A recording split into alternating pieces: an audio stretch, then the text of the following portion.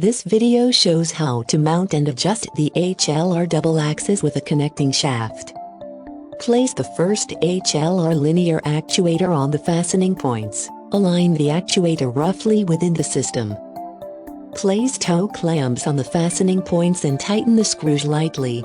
Then tighten the screws completely and loosen them by approximately half a turn to allow adjustment of the axis. Pay attention on the precision of the fastening points, indicated in the HLR's manual. Final alignment of the linear actuator within the system. Depending on the required accuracy, a measuring tape, distance gauges, dial gauge or other suitable measuring equipment can be used. Place toe clamps on the fastening points and tighten the screws of the fastening points crosswise. Recommended torque to tighten the screws is 5 Nm. Check alignment of the linear actuator within the system after tightening all toe clamps. Place the second linear actuator on the fastening points. Align the linear actuator roughly within the system. Place toe clamps on the fastening points and tighten the screws lightly. Then tighten the screws completely and loosen them approximately half a turn to allow adjustment of the axis. Check the center distance of the double axis at both ends of the linear actuators and correct if necessary. For correct distance and tolerances, please refer to the HLR's manual.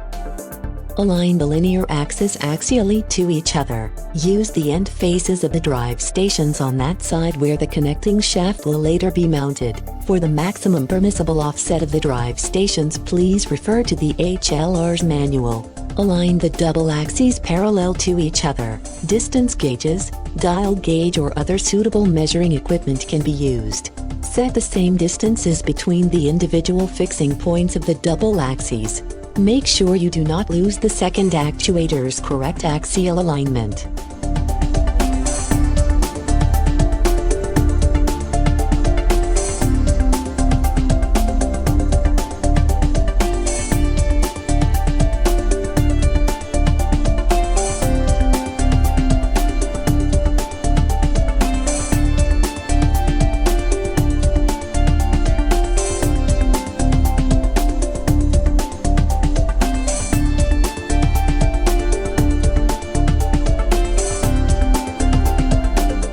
Tighten the screws of all fastening points crosswise. Recommended torque is 5 Nm. Remove cover caps on the drive stations. Push the clamping ring with the clamping screw onto the pulley. The clamping screw must be accessible via the front mounting bore of the drive stations. All clamping surfaces must be free of oil and grease. The slot of the clamping ring must be aligned with the slot of the pulley.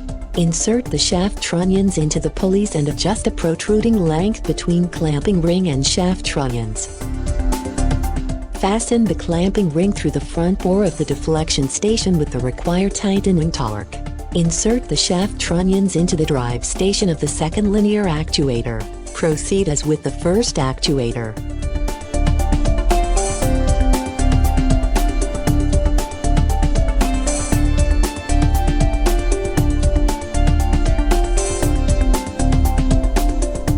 Remove the clamping halves of the connecting shaft on both sides.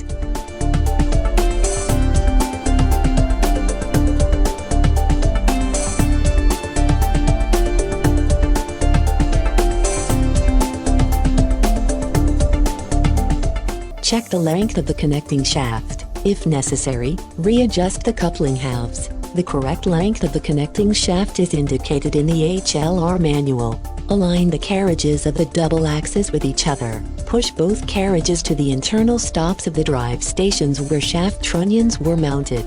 Place the connecting shaft on the shaft trunnions and center between the linear actuators. Check distance between drive stations and connecting shaft on both sides. All clamping surfaces must be free of oil and grease.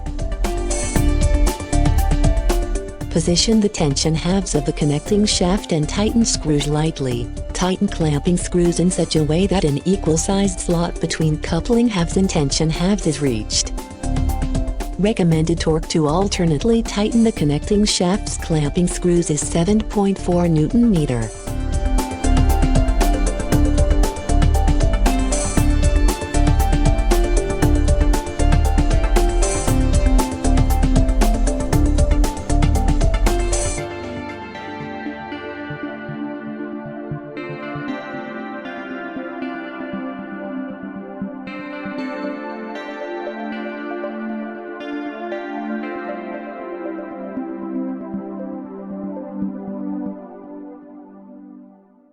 For more information and safety notes, please refer to the HLR's manual on parker.com/eme/HLR.